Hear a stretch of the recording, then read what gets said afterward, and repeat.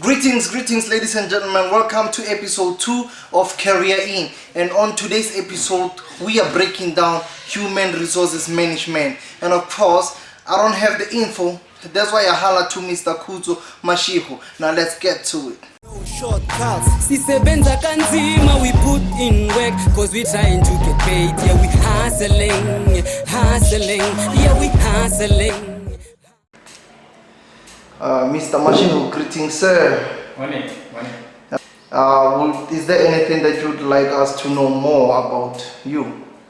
Okay, as you know me, my name is Khutso. Currently working as HR in one of the electronic manufacturing company in the manufacturing industry. Getting on the topic of the day, would you kindly please explain to us, like break down in details exactly what is HR management or the human resources management? Human resources management is generally a career that falls under a bigger umbrella called industrial psychology, or some organizations and universities prefer to call it an organizational psychology. In HR practice, you normally specifically care about people in the workplace environment. You get to enjoy the satisfaction of finding solutions to problems which benefit people and obviously the organization which you are working for. And in essence, HR is extremely broad as a career. Generally, HR department falls and found in a business to help it run smoother. Basically, that's what HR is all about. Now, for a kid who's still in grade 9, 10, 11 and 12 and wants to do human resources management, which skills or qualities must they have? Okay, when working with people, it is pretty clear that there is certain skills that you need to have. Since working with people can be difficult, we should not consider only the difficult part. Sometimes people can be glorious too. So there is definitely certain skills that one needs to have. Firstly and foremost, have people skill. That's the main thing. Above that, you need to have organizational skills. You need to have problem-solving skills, communication skills, because you will be interacting with people every now and then. You need to have multitasking skills, because HR entails most of functions which you need to be hands-on every now and then. Negotiation skills, because in an organization, HR is the one which normally goes about negotiations with unions and stuff like that. You need to have passion to work with people, and you need to be able to delegate as an HR manager. If you are a perfectionist, it may challenge you to get out of a comfort zone and trust other people to complete the job.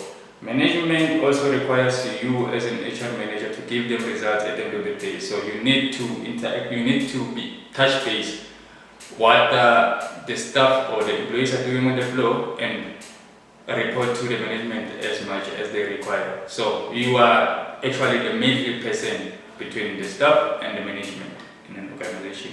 So yeah, basically you need to have patience to work with people and know what you need to do at the time. Okay. Now, are there any specific subjects that a learner in high school or secondary school must study? In order for one to apply to study towards human resource management profession, you need to have matric. There's no specific subject that you need to do, like a stream, your science, your e-commerce, or what. In most cases, universities will require that you have at least English and mathematics as past subjects. And then each and every institution have their own requirements in terms of APS that they require in order for them to process and accept you as an applicant for the qualification. Now, besides English and mathematics? English and mathematics are the main subject that normally are required. But it is important to understand that not only universities can offer this qualification. Qualification can also be acquired from either TVET or private institutions, and they are also offered in universities where normally the APS requirements are higher than TVET in the private institutions. But again, it is important before one applies to undergo this qualification to make sure that they register with an accredited institution. Now you just answered our next question. And from what you just said, I also wanted to ask if there is a specific subject that you would personally recommend one to learn or study in secondary school. Coming to HR, I studied physics and mathematics myself, but it enabled me to do HR as well. I have friends who studied commerce, they did HR as well, so I cannot really specify which subject they need to do, but HR can be done from whatever stream you are coming from, geometry. So there's no specification. So mainly it's just English and mathematics that are really required. Yes, the requirement normally is English and basic mathematics. It can be mathematics from mathematical literacy, not necessarily mathematics especially. So now, just for the heads up, what are the modules that are studied while studying HR management? Institution might offer same subjects but call them different names. The main subject that you will get in HR qualification will be your business management and your personal management, because in HR you are mainly managing the business itself and the personnel themselves. So those are the two subjects that will be there definitely. Then in addition, you might find your labor relations, which will enable you to do labor relations management as a specialty going forward. You might find management of training, which other institution calls it human resource development. You will find your labor law. Some institution will offer you an option to take either statistics or accounting, but some institution offer both of them. Those are the subjects that you will be likely to get. They differ from institution to institution. Now, I heard you mention labor relations, like working as a labor relations manager. Yes. Is there anything else that you might, after studying HR management and find yourself doing that besides labor relations manager? HR is a very broad career. After you qualified as an HR student, you can venture into many different parts of HR. You have your payroll, you have your labor relations, you have your HR as a broad, you have your client compliance officer, you have your skills development officer, you have your training officer. There's a lot of things that you can do after you acquire your HR qualification. Yeah, we needed 5. You mentioned more. That's lovely. Now, where can a person who studied HR management work? Like, what are the workplaces? You've been saying organization. Now, if there are, at least 5 or more organizations, can you please mention them? Okay. Unlike other qualifications, like your doctors, they will go to school and do medicine, and after they completed their qualification, their stream is only to focus on medicine industry. But with HR, you can venture and go to any organization, because any organization needs this office. So it's not a specific stream that after studying this qualification you need to work for this company, because each and every company needs an HR office. So even if it happens that you are likely to be employed in an industry that you don't really like, you can still change as time goes. Say for now, maybe I'm employed in, say for an example, electronic manufacturing industry, and I don't find the passion working under this industry, I can always go to your logistics and other industries as well. It doesn't really draw the line for HR employees, because each and every industry needs a person as an HR manager. Alright, sir. Coming to our next question, it seems you have already answered, but if we could be more specific on what are the duties of an HR manager at the workplace? The duties of an HR manager at the workplace, it's actually countless. Some HR managers' typical responsibilities are improving workplace environment, where you make sure that the working environment is safe, productive, and filled with harmony. You will, as well as an HR manager, improve the work ethics. I think this is where you will think of ways to improve the work ethics amongst your employees. You will as well come up with best recruitment practices, where you will think of ways to assist the organization to place suitable candidates for certain positions.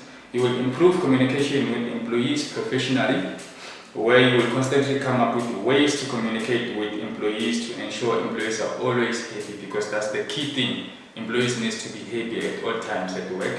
You will as well assist employees with questions that they may come with, queries like maybe their provident fund and stuff like that.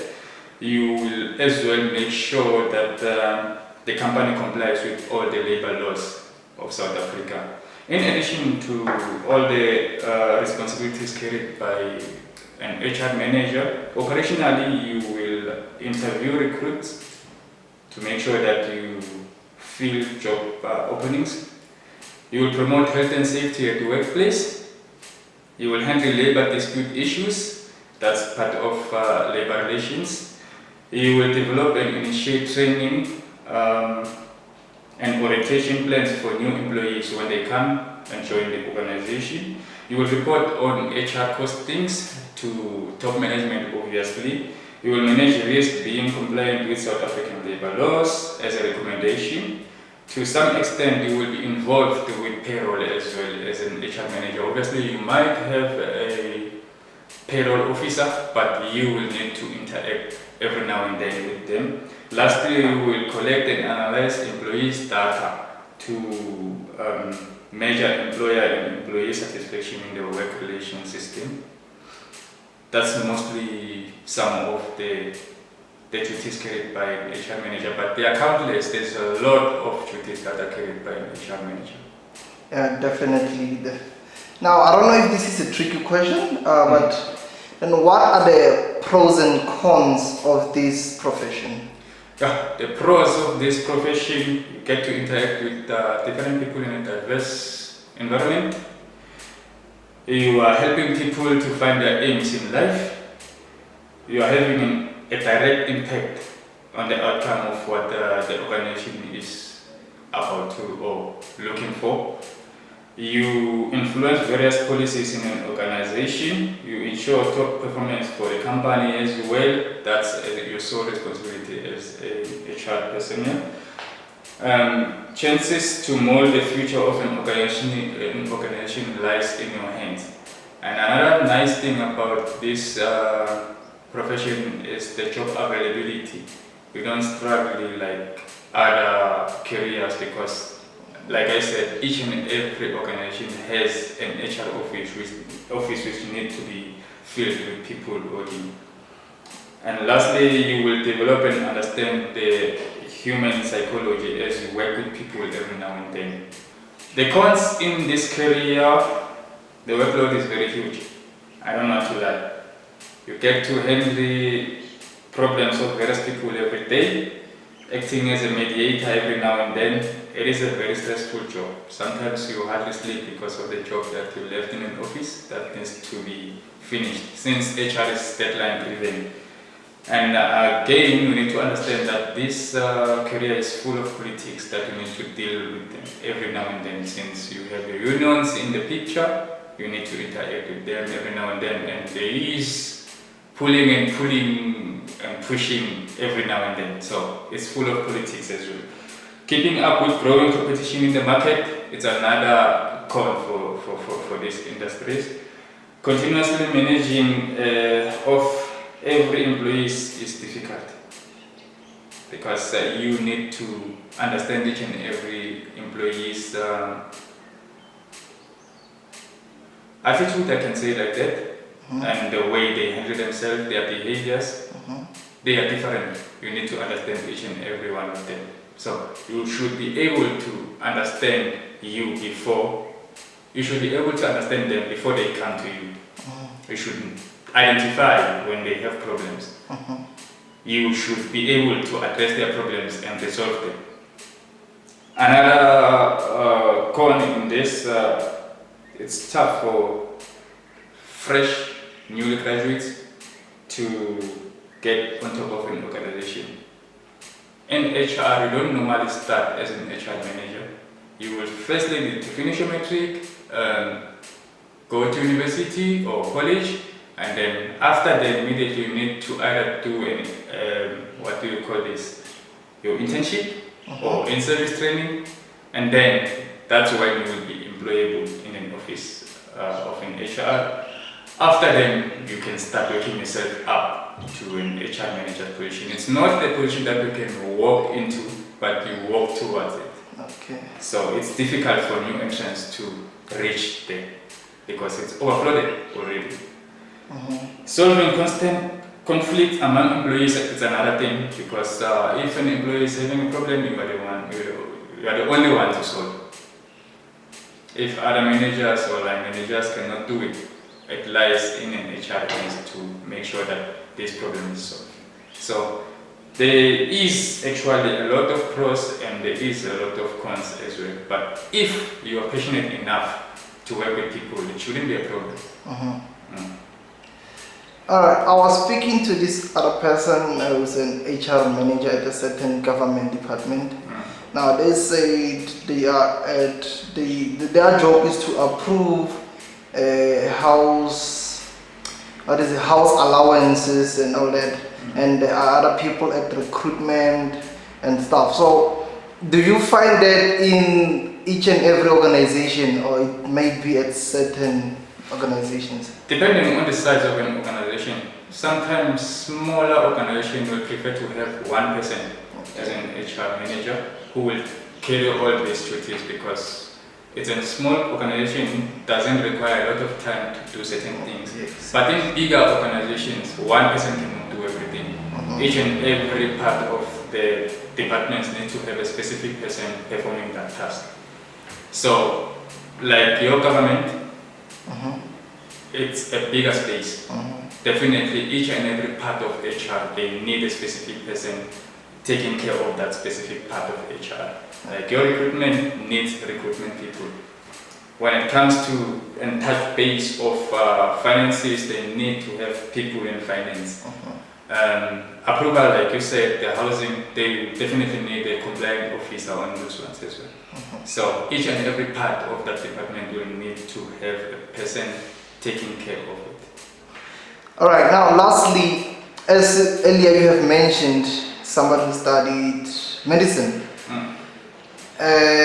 Normally they would work at clinics, hospitals, and practice privately at their own surgeries and stuff. Can a person who studied HR management also practice privately? Yes, definitely. You are more than welcome to open your own firm after you graduated, but experience normally will count more for you in terms of getting clients and stuff, because without experience, you wouldn't impress clients to come to. So experience counts a lot. So there is various firms that you can open actually after this. You can start your firm as a HR consultant. You can start your firm as a dispute officer or a dispute firm, a labor dispute firm, where when an organization is having labor dispute issues, they can always refer the issues to you instead of them taking care of them. Okay. So there is a room for one to open their own firm. Alright, thank you very much, sir. Okay. Thank you for coming through for us. We very much appreciate. You're more than welcome. Okay, ladies and gentlemen, thank you for watching this video. I would like you guys to like, comment, share and subscribe onto the Blackish Blue TV channel on YouTube. Thank you.